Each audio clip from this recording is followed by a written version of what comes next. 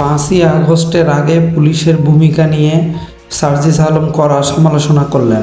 এই খুনি যেটি করেছে এই খুনগুলোকে সামনে আসতে দেয়নি।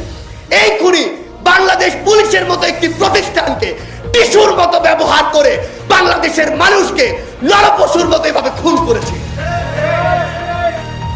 আমরা আজকের এই মঞ্চ থেকে পুরো বাংলাদেশ পুলিশ নামক এই যে প্রতিষ্ঠানটি আপনাদের উদ্দেশ্যে একটি কথা বলতে চাই। আপনাদের পোশাক দেখে এখনো আমাদের ভীতির সৃষ্টি হয়, এখনো আমাদের মনে ঘৃণার সৃষ্টি হয়, এবং এটার জন্য যেমন ওই খুনি হাসিনা দায়ী, আপনাদের ব্যক্তিত্ব এটার জন্য দায়ী। আপনারা ক্ষমতার লোভে, পদের লোভে ওই পোশাকটিকে ধারণ করে অপব্যবহার করে সারা বাংলাদেশে নানা রকম কুকর্মে সহযোগিতা করেছেন। ওই বাংলাদেশ সেনাবাহিনী যদি চাইতো 10,000 মানুষকে 5 তারিখে খুন করে ওই খুনি হাসিনাকে মসনদে বসিয়ে রাখতে পারত, তারা কিন্তু সেটা করেনি। তারা তাদের প্রতিষ্ঠানের সম্মানের কথা চিন্তা করেছে। আপনারা কিসের কথা চিন্তা করেছেন? আপনারা চিন্তা করেছেন আপনাদের পদবীর কথা, ওই খুনির হুকুমের কথা, ওই খুনির দাসত্বের কথা।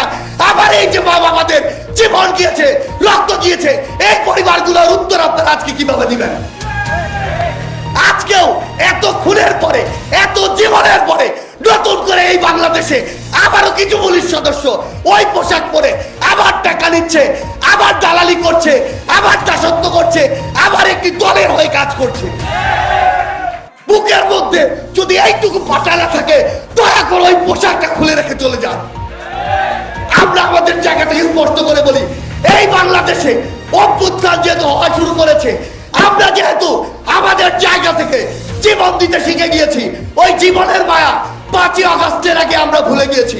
আমরা আপনাদেরকে পুরো বাংলাদেশের যারা রাজনৈতিক দল, বিভিন্ন সশস্ত্র বাহিনীর যারা রয়েছেন, আপনাদেরকে স্পষ্ট করে একটা কথা বলি, এই বাংলাদেশে কোন দালাল, কোন তোষামতকারী, কোন দলান্ধর আর জায়গা হবে না।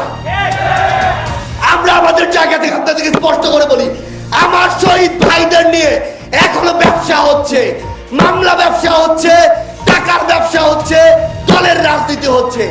এই বাংলাদেশে আমরা আর এগুলো দেখতে চাই না।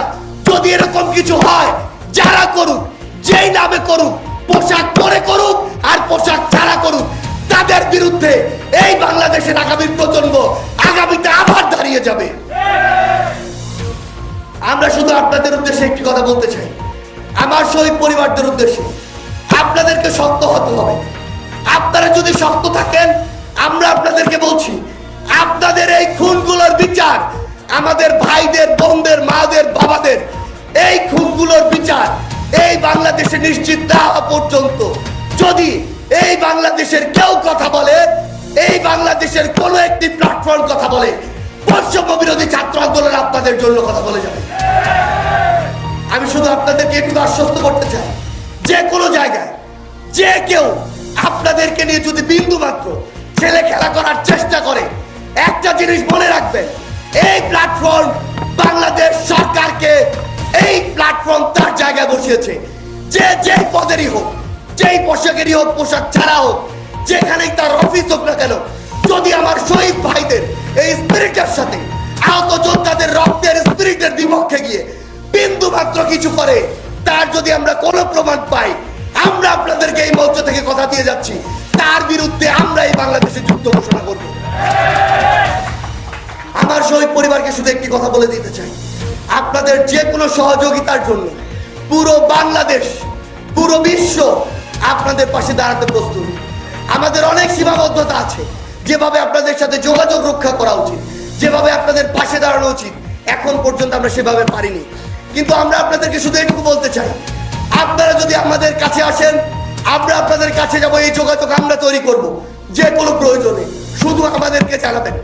জীবনের মায়া আমরা অনেক আগে ভুলে গিয়েছি।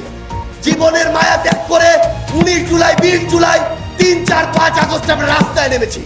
আমার সামনে অনেক আহত যোদ্ধা রয়েছে, তারা সেই 10 জুলাই, 11 জুলাই রাফির মতো অনেকেই বুক পেতেছিল ওই পুলিশের গুলির সামনে গুলি খেয়ে জীবন দেওয়ার জন্য। আমরা আপনাদেরকে বলে দিতে চাই, এই বাংলাদেশে আপনাদের যে কোনো কিছুর প্রয়োজনে আমরা আমাদের জীবনের সবটুকু দিয়ে আপনাদের পাশে থাকবো।